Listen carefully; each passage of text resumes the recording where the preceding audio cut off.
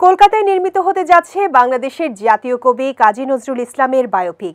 আব্দুল আলিমের পরিচালনায় এই ছবিতে কবি নজরুলের চরিত্রে অভিনয় করতে দেখা যাবে পশ্চিমবঙ্গের অভিনেতা কিঞ্জল নন্দকে। এছাড়া ছবিতে বাংলাদেশের কয়েকজন অভিনেতাও অভিনয় করবেন বলে শোনা যাচ্ছে। আপাতত বায়োপিকটির নাম রাখা হয়েছে কাজী নজরুল ইসলাম।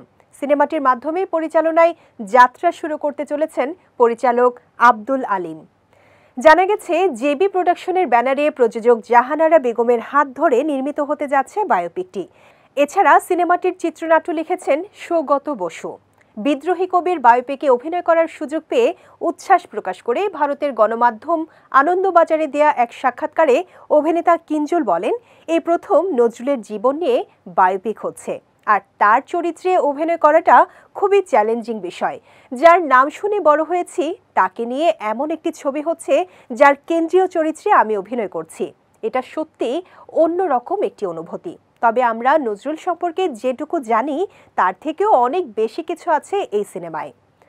কাজী নজরুল ইসলামের শৈশব থেকে শেষ জীবন পর্যন্ত সব কিছু তুলে ধরা হবে ছবিটিতে। আসছে শীতকালে শুরু হবে নজরুলের বায়োপিকের শুটিং। নজরুলের এই বায়োপিকে বিশেষ চরিত্রে অভিনয় করছেন কলকাতার খরাজ মুখার্জি, কাঞ্চনা মৈত্র সহ আরও অনেকে। এছাড়াও বাংলাদেশের ফজলুর রহমান বাবু, শান্তিলাল মুখার্জি সহ বেশ কয়েকজন অভিনেতাও নজরুলের বায়োপিকে অভিনয় করতে পারেন বলে জানা গেছে।